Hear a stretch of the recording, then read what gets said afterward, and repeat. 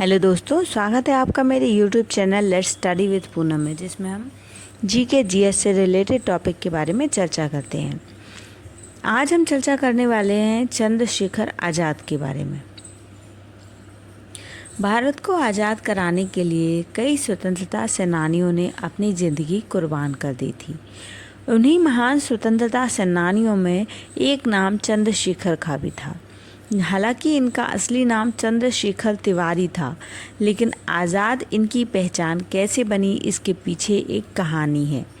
आज़ाद कहते थे कि दुश्मन की गोलियों का हम सामना करेंगे, हम आज़ाद हैं और आज़ाद ही रहेंगे। आज देश के महान क्रांतिकारी चंद्रशेखर आज़ाद के बारे में हम पढ़ने वाले हैं, जिन्होंने अपने देश की आज़ादी के लिए हंसते हंसते अपनी जान दे दी। उन्होंने ठान लिया था कि कभी भी अंग्रेजों के हाथ जीते जी नहीं लगेंगे। उन्होंने बेहद कम उम्र में ही अपनी ज़िंदगी को देश के नाम कर दिया था। चंद्रशेखर आज़ाद का जन्म 23 जुलाई 1906 को मध्य प्रदेश के भावरा गांव में हुआ था।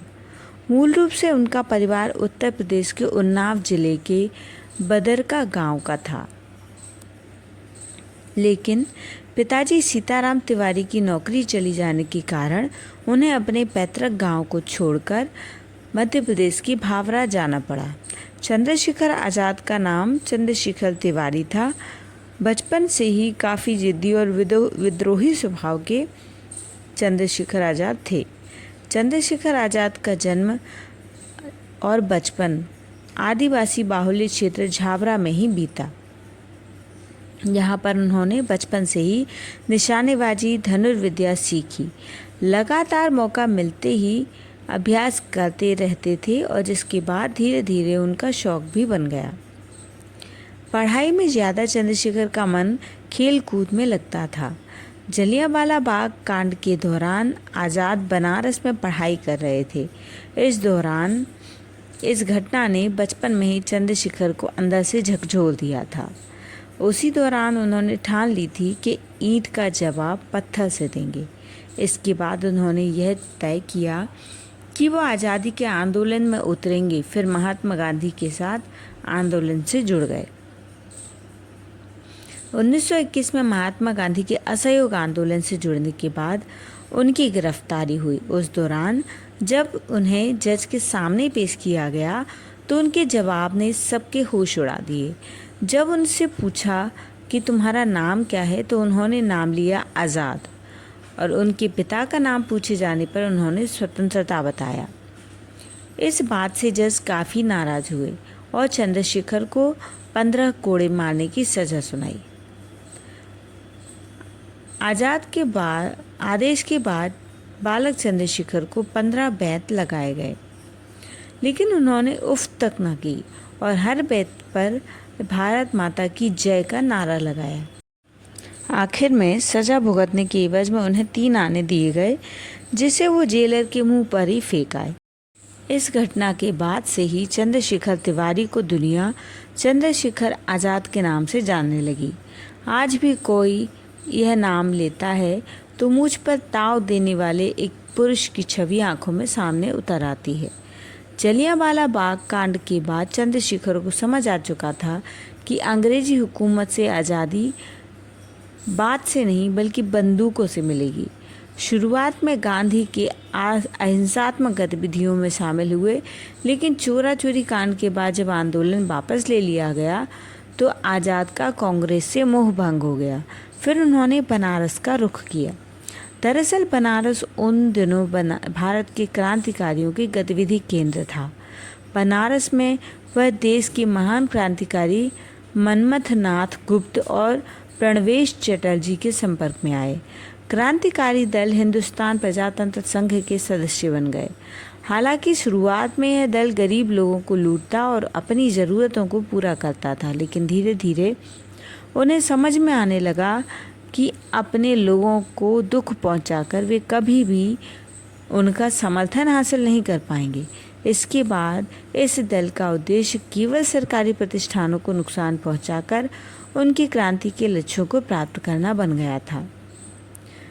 दल ने पूरे देश को अपना उद्देश्य बताने के लिए अपना मशहूर पैम्पलेट द रिवॉल्यूशनरी प्रकाशित किया, जिसके बाद उस घटना को अंजाम दिया गया जो भारतीय क्रांति के इतिहास के अमर पन्नों में सुनहरे हरफों में दर्ज की है।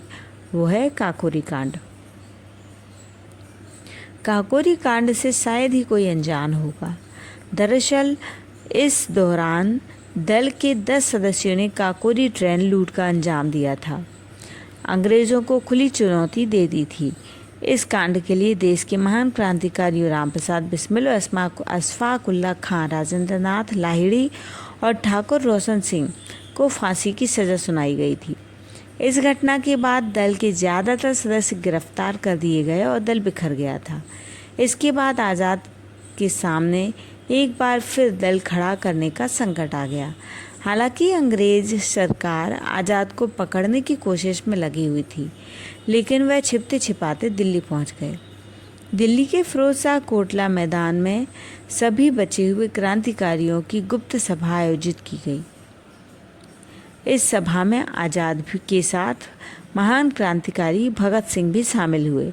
इस सभा में तय हुआ कि दल के नए सदस्य जोड़े जाएंगे और नया नाम रखा जाएगा। इस दल का नया नाम हिंदुस्तान सोशलिस्ट रिपब्लिकन एसोसिएशन रखा गया। आज़ाद को इस दल का कमांडर इन चीफ बनाया गया था। इस दल ने गठन के बाद ऐसी कई गतिविधियां की जिससे अंग्रेजी हुकूमत इनके पीछे पड़ गई।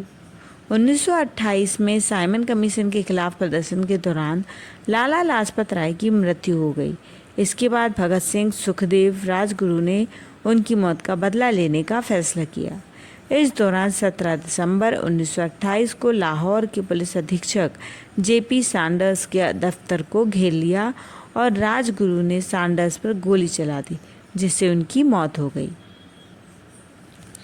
इसके बाद आयरिश क्रांति से प्रभावित भगत सिंह ने दिल्ली असेंबली में बम फोड़ने का निश्चय किया, जिससे आज़ाद ने इस पूरे काम में उनका साथ दिया। इस घटना के बाद अंग्रेजी सरकार ने इन क्रांतिकारियों को पकड़ने के लिए पूरी ताकत लगा दी। आरोप में भगत सिंह, सुखदेव और राजगुरु को फांसी की सज़ा सुनाई गई। इसके बाद काफ़ी आहत हुए आज़ाद भगत सिंह को छुड़ाने की कोशिश करने लगे, लेकिन वो सफल नहीं हो सके। दल के सभी सदस्य गिरफ्तार हो चुके थे, लेकिन फिर भी काफ़ी समय तक चंद्रशेखर आज़ाद ब्रिटिश सरकार को चकमा देते रहे। आज़ाद ने ठान लिया था कि वो जीते जी अंग्रेज़ों के हाथ नहीं लगेंगे। अंग्रेज़ सरकार ने राजगुरु, भगत सिंह और सुखदेव की सज़ा को किसी तरह कम करने और उम्र कैद में बदलने के लिए इलाहाबाद पहुँचे आज़ाद। उस दौरान आज़ाद अंग्रेजी हुकूमत को इसकी भनक लग गई और आज़ाद अल्फ्रेड पार्क में छुपे हुए इसकी जानकारी अंग्रेज़ों को प्राप्त हुई। इस पार्क को हज़ारों पुलिसकर्मियों ने घेर लिया और उन्हें आत्मसमर्पण करने के लिए मजबूर किया, लेकिन उस दौरान वह अंग्रेज़ों से अकेले लोहा लेने लगे। इस लड़ाई में 20 मिनट तक अकेले अंग्रेज़ों का सामना करने के दौरान वह बुरी तरह से घायल हो गए थे। आज़ाद ने लड़ते हुए शहीद हो जाना ही ठीक समझा। इसके बाद आज़ाद ने अपनी बंदूक से ही अपनी जान ले ली और आखिरी वक्त तक अंग्रेज़ों के हाथ नहीं लगे। 27 फरवरी 1931 को वह अंग्रेज़ों के साथ लड़ाई लड़ते हुए इतिहास में अपना नाम अमर कर चुके थे। चंद्रशेखर आज़ाद का अंतिम संस्कार भी अंग्रेज सरकार ने बिना किसी सूचना के कर दिया।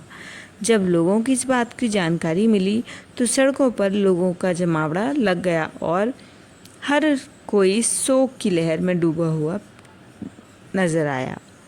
लोगों ने उस पेड़ की पूजा करनी शुरू की जहाँ पर इस महान क्रांतिकारी ने आखिरी सांस ली थी। इस तरह दोस्तों, हमने इस वीडियो में शहीद चंद्रशेखर आज़ाद के जीवन के कुछ पहलुओं को जानने का प्रयास किया है। हमारा प्रयास पसंद आया हो तो चैनल को लाइक, शेयर और सब्सक्राइब ज़रूर करें।